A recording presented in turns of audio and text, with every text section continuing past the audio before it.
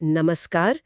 आज हम मुंशी प्रेमचंद जी की एक बहुत ही मशहूर दिल को छू लेने वाली कहानी पर बात करेंगे, पूस की रात। हाँ, पूस की रात। ये कहानी हल्कू नाम के एक, आप कह सकते हैं, बहुत ही गरीब किसान की है। और उस एक रात की कहानी है जो उसने कड़ाके की सर्दी में अपने खेत पर बिताई। लेकिन ये सिर्फ मौसम की कहानी नहीं है ना। बिल्कुल नहीं।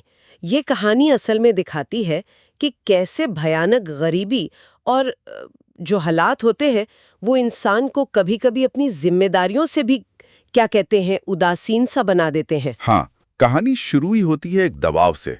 वो महाजन सहना दरवाजे पे खड़ा है पैसे मांग रहा है। और हल्कू के पास हैं कुल 3 रुपए। वो भी उसकी पत्नी मुन्नी ने बचाए थे। कंबल के लिए बचाए थे। और मुन्नी का सवाल एकदम सीधा है, इतने पैसे दे दोगे तो कंबल कहाँ से आएगा? पूस की रात खेत में कैसे कटेगी? सही बात है। वो तो ये भी कहती है कि छोड़ो ये खेती बाड़ी, मजदूरी कर लो, कम से कम रोज की रोटी तो मिलेगी। लेकिन हल्कू, उसे सहना की गालियों का डर है, उसकी घुड़की का डर है। वो कहता है मुन्नी से, ला दे दे गला तो छोटे। और फिर कहता है कंबल के लिए कोई दूसरा उपाय सोचूंगा। क्या वाकई कोई दूसरा उपाय था उसके पास, या ये बस टालने वाली बात थी? मुझे लगता है ये उसकी लाचारी दिखाता है। उस वक्त जो बेइज्जती हो रही है उससे बचना ज्यादा जरूरी लग रहा है। भविष्य की जो बड़ी मुश्किलें हैं वो शायद बाद में देखी जाएगी। मुन्नी समझती है ये सब। वो पूछती भी है कि खैरात में तो कंबल मिलेगा नहीं। लेकिन फिर भी पति की हालत देखकर वो पैसे दे देती है। कहानी में लिखा है ना, जैसे अपना करेजा निकाल कर दे रही हो। उफ, बहुत भारी मन से देता होगा वो पैसे। बिल्कुल। फिर कहानी हमें ले चलती है खेत पर।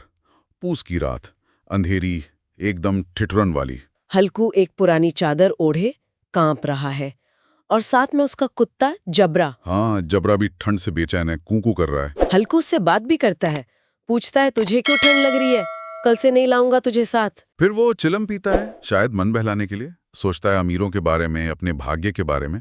और फिर ठंड जब बर्दाश्त नहीं होती तो वो जबरा को अपनी गोद में सुला लेता है। ये बड़ा मार्मिक दृश्य है। हाँ, बहुत। ये सिर्फ जिस्मानी गर्मी की बात नहीं है। प्रेमचंद लिखते हैं कि उसे कुत्ते के शरीर से जो गंध आई, उसमें भी एक अजीब सा अपनापन, एक सुख महसूस हुआ। जो शायद इंसानी रिश्तों में उसे नहीं मिल रहा था उस वक्त। हाँ, शायद। वो एक बिना किसी शर्त वाला स्नेह था, जानवर और इंसान के बीच का एक गहरा आत्मीय रिश्ता। लेकिन ठंड तो बढ़ती जाती है। बिल्कुल। तभी जबरा किसी जानवर की आहट सुनकर भौंकने लगता है, खेत की तरफ दौड़ जाता है। हल्कू बुलाता है पर वो नहीं आता। और हल्कू, वो और असहाय महसूस करता है। हाँ, फिर उसे ख्याल आता है पास के आम के बाग का। वहां पत्तियां जलाकर तापा जा सकता है।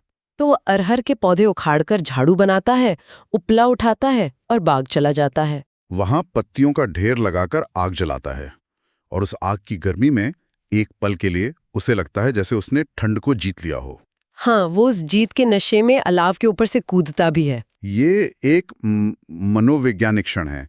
वो छोटी सी जीत, आग की गर्मी, उसे अपनी असली हालत, अपनी गरीबी और उस रात की मुश्किल, सब कुछ थोड़ी देर के लिए भुला देती हैं। एक तरह का पलायन। हाँ, कह सकते हैं, एक क्षणिक विजय का एहसास। पर यह एहसास टिकता नहीं। अलाव बुझने लगता है। और तभी जबरा जोर जोर से भौंकता है, खेत की तरफ भागता है। नीलगायों का झुंड, फसल चरने की आवाजें आने लगती हैं। हल्कू सुनता है। उसे पता है कि उसकी सारी मेहनत बर्बाद हो रही है। वो एक पल को उठने की सोचता भी है, पर उठ नहीं पाता।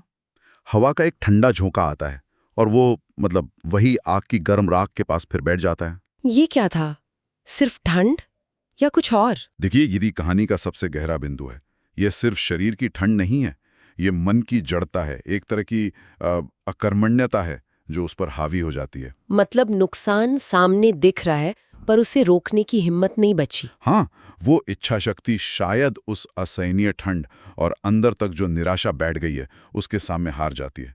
वो वहीं सो जाता है। और सुबह जब मुन्नी आती है जगाने, तो देखती है कि पूरा खेत रौंदा हुआ है, बर्बाद हो चुका है। जबरा बेचारा चित लेटा है। मुन्नी कहती है अब मजदूरी करके माइलगुजारी देनी पड़ेगी, लगान भरना पड़ेगा। वो चिंतित है, दुखी है, पर हल्कू वो बहाना बनाता है कि पेट में दर्द था। और फिर वो बात कहता है जो चौंका देती है। हाँ, वो खुश होकर कहता है, रात को ठंड में यहां सोना तो ना पड़ेगा। ये खुशी इसी कैसे समझे?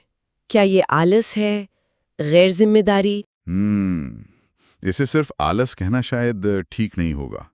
ये उस चरम निराशा और लाचारी का नतीजा है जहां जिम्मेदारी का बोझ इतना भारी हो गया है कि उससे मुक्ति भले ही वो बर्बादी की कीमत पर मिले, एक राहत जैसी लग रही है। मतलब फसल बर्बाद होने का दुख, लगान की चिंता, ये सब उस एक रात की भयानक ठंड से बचने की राहत के आगे छोटे पड़ गए। हाँ, तात्कालिक राहत उस वक्त उसके लिए ज्यादा बड़ी चीज थी। तो ये कहानी सिर्फ एक रात की नहीं, बल्कि उस पूरे सिस्टम, उस गरीबी के चक्र की कहानी है जहां इंसान बस किसी तरह जिंदा रहने के संघर्ष में फंस जाता है। बिल्कुल। और प्रेमचंद हमें हल्कू की उस अजीब सी खुशी पर सोचने को मजबूर करते हैं। क्या ये हालात की वजह से आई उदासीनता है, या शायद उस व्यवस्था पर एक खामोश टिप्पणी जिसने उसे इस हाल में पहुंचाया? ये सवाल पाठक के लिए रह जाता है। क्या हल्कू जैसे लाखों लोगों के लिए परिस्थितियों के आगे हार मान लेना ही अंध है, या इस उदासीनता के पीछे कोई गहरा मतलब छिपा है? इस पर सोचिएगा जरूर। आज की कहानी सुनने के लिए आपका बहुत बहुत धन्यवाद। धन्यवाद। अगर आपको ये कहानी और हमारा ये प्रयास पसंद आया तो आज की कहानी चैनल को लाइक करें, अपने दोस्तों के साथ शेयर करें और सब्सक्राइब करना न भूलें। हाँ, और वो जो घंटी का आइकॉन है उसे भी दबा दें ताकि जब भी कोई नई कहानी आए आपको तुरंत पता चल जाए। अगली कहानी तक अलविदा।